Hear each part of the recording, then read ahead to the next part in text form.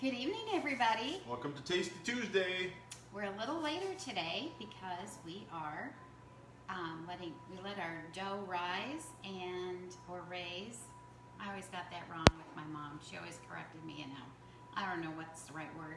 What is it? Raise or rise? You let your dough rise. Okay. So there you go. So we are gonna make some pizza dough, and we're making it with beer.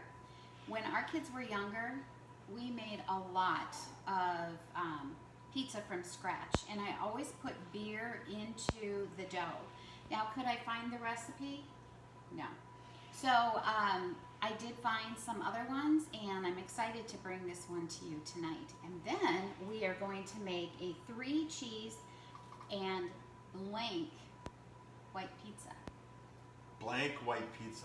Yes, I'm not going to tell you what it is. What kind of fruit do you usually put on pizza? I know I don't put fruit on pizza. Oh.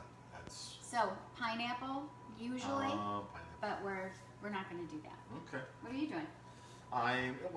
Fall is falling, so it's getting to be that time of the year where the temperature might start to fall a little bit. So I'm going to make a pumpkin pie martini tonight.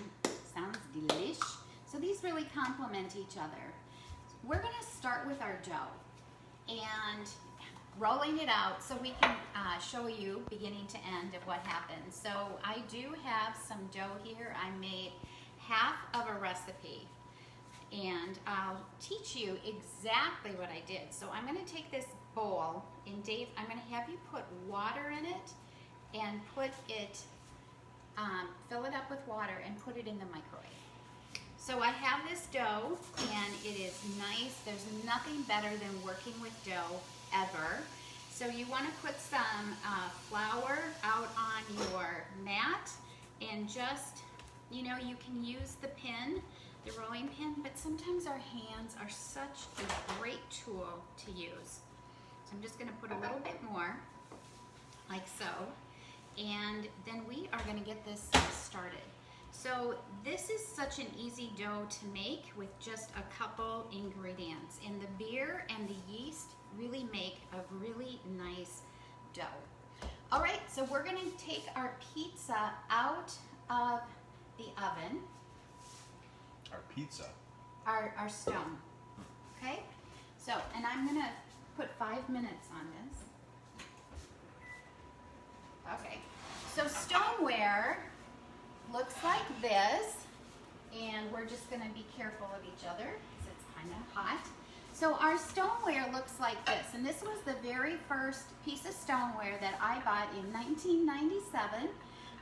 It was Ione Ibeline's party that she had done, and I was not a consultant yet. And I remember sneaking it and buying it in the garage of Ann Powell at a graduation party. So, and then I brought it home and we started using it. And you could really tell the difference of the pizzas that were done on our stoneware and then our pizzas that were done on metal pans. In fact, we used to do a lot of pizzas with the youth group from our church, and we could tell the difference. So, this is what it looked like then, and this is what it looks like now. So, these do have handles, and these have a higher temperature that you can bring them to, and they also can go under the broiler. So there's a lot more options as time has changed. So on the bottom are ripples, and so those are the ones that you know that are our new kind of stoneware that can take higher heat. Now you can go ahead and put these to preheat, which is very different than what we ever taught anybody before. So we're going to put a little bit of oil, pastry brush, and we're going to put some oil on the stone so our dough will not stick. And do you mind brushing this on, Dave? And we'll just, it's going to be hot, so just be super, super careful. And my dough looks beautiful. The consistency is really nice. And I'm just going to put it into quarters. And then we're going to put this right onto the stone. You didn't go fast enough, sorry. Nope, that's okay. So I am just gonna lay this out on the stone, and it's already sizzling because it's really nice and hot. And we're gonna put a couple ingredients on there. So one of them is some crushed red pepper, and we just want a little bit of this. If you like things hot, then go ahead and put more on there. We're also gonna cut up some chives and some basil. So with the chives and basil, we're gonna use just our shears, and we're going to then This whole thing? just the chives and the. So I'm just going to put a little bit of oil on top if you want to run that around. So you can just take our shears and cut up our chives into small pieces, and these will go over the top. And then I'll show you how to easily cut the basil. Our basil plant it still looks so beautiful, and there's so much on there still. Looks so pretty. Would you throw those chives on there too? So you can take some of the basil. You're gonna just stack it up. Such a great smell. I love fresh basil. And then you just roll them, and then you can cut little strips. So just this is gonna be super fantastic. So with you preheating this stone, it is gonna cut the time for baking. And I always found with stoneware, I like to put them on a lower rack, and I get a crisper bottom of my crust and really nice and light inside, and that's how I love it. Okay, so we have those on. We'll sprinkle a couple. Ooh, it's gonna be super duper hot in that area. Okay, so we have those on. Now we're gonna put some cheese on. It's called 3 cheese. So one of them is gonna be some mozzarella. We've already grated that up. And then the other 2, you can use Parmesan and feta or blue cheese. And we have so much cheese in our refrigerator right now from our trip, so I decided to use this one. It's a Artigiano, and it's sweeter, and it has a nuttier taste to it. So we're just gonna put this on our grater and grate some of this up. And then we also have some Parmesan. So I'm gonna grate this up. And do you wanna grate some of this for me, please? All right, we're also gonna put something that you would not expect on, and that is nectarines. Oh, somebody's calling. So nectarines, and we're gonna put nectarines and peaches on. So I cut them in half already. So yes, there is a difference in color, but do you guys know the differences between a nectarine and a peach? They're super easy. You cut them and they come apart kind of like an avocado, but the peach has more of a fuzzy outside than the nectarine does. And they're both nutritionally about the same about their sweetness, but one is better for baking and one is better for cooking. And the peaches are better for baking. And the nectarines, because they're more firm, are gonna hold their shape, so they're better for cooking. So even with salads and all of those things, they're so good to use for that. So we're gonna do both of these, and I'm just gonna slice them up. And you could even slice these more thin if you would like. But we're just gonna go with this. Gotta think. I can't think. We're gonna go with this. Okay, so we have those done. Then we wanna take a little bit of garlic, and we're just going to put this into our garlic press. And this too, we're just gonna spread over the top of our pizza. Can I mix this mozzarella in with these two? That'd be amazing. Thank you. All right, so I'm just gonna spread some of the garlic throughout, and that will add just a nice little flavor. So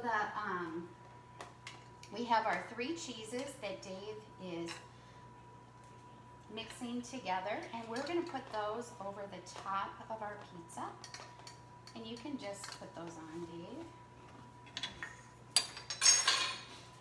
You wanna sprinkle that. And then we're gonna take our nectarine and our peach, and you can just toss it on. Oh no. Okay. Awesome.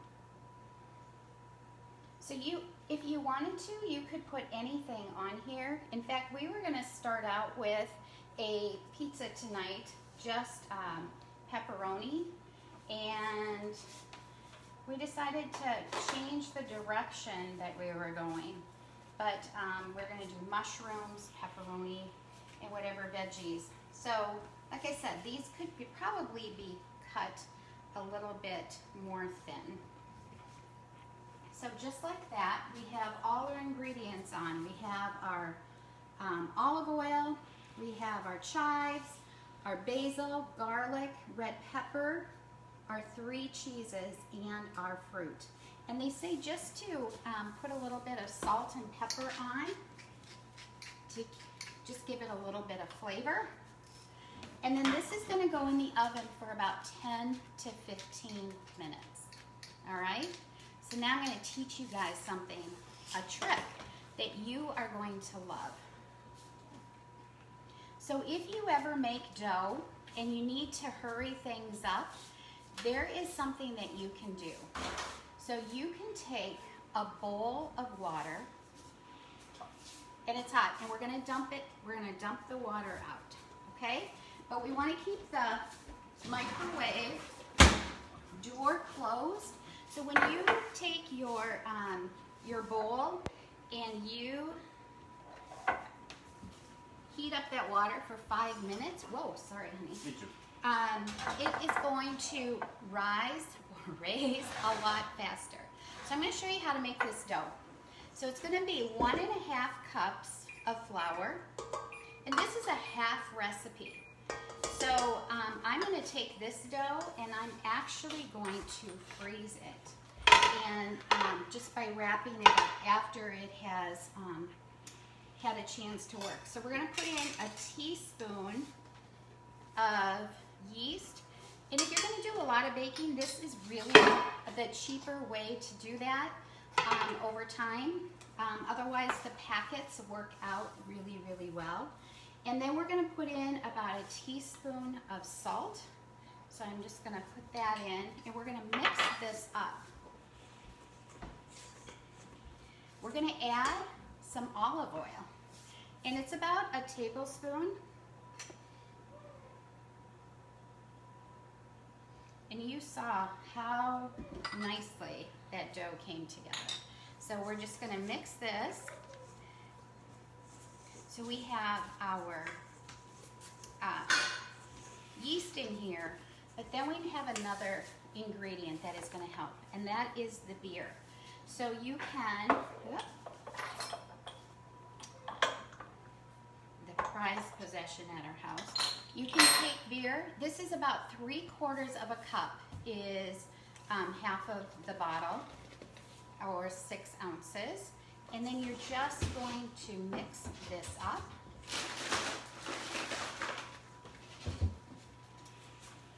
I feel like we're missing something, but yep. We have everything in here. And then what I'm gonna do is I'm gonna use my hands. They're the best gift we were given. And I'm just gonna mix this up. I love stainless steel bowls for making pizza. They work so well. Okay, so you can see how nicely that came together. Then I am going to put this into my bowl that is warm. And just bring the sides to the middle, and then I'm gonna flip it. So it has a smooth top. And I'm just gonna take a trivet and put it over the top and put it into the microwave. And because the microwave is moist, and because our batter bowl is warm, you actually won't have to wait the 1 to 2 hours to let it rise. It will definitely rise in a shorter amount of time. So I'm going to pass this over to Dave and put this into the microwave. I'm going to follow you over there. Oh, well, Maybe not. it's okay. We're not turning this on, we're just letting it set. Okay, it's pumpkin season. You know, you've got your pumpkin lattes and your pumpkin spice cappuccinos and your pumpkin spice coffees. So I'm jumping on the bandwagon tonight, and we're going to have a pumpkin pie, pumpkin spice martini. 3 liquors are involved in this tonight. We've got rum chata, made here in Wisconsin. We've got vanilla vodka, and we also have pumpkin spice liqueur. I don't know, Claire, you going to like this one tonight? I don't know. You don't know yet, huh? Okay. Martinis are pretty much strictly alcohol, so that's what this one is tonight. Each of these martinis involves 2 ounces of rum chata. So I'm going to make a double recipe because that's what we do here on Tasty Tuesday nights. So 2 ounces of rum chata per cocktail, 1 ounce of vanilla vodka per cocktail. I'm just going to do 2 of them right away. And 1 ounce of pumpkin spice liqueur per cocktail.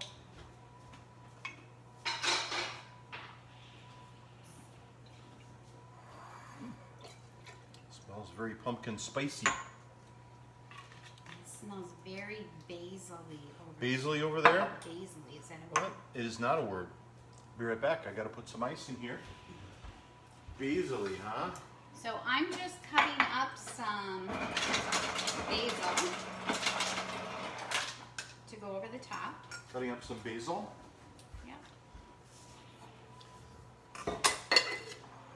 Am I gonna shake this up real good?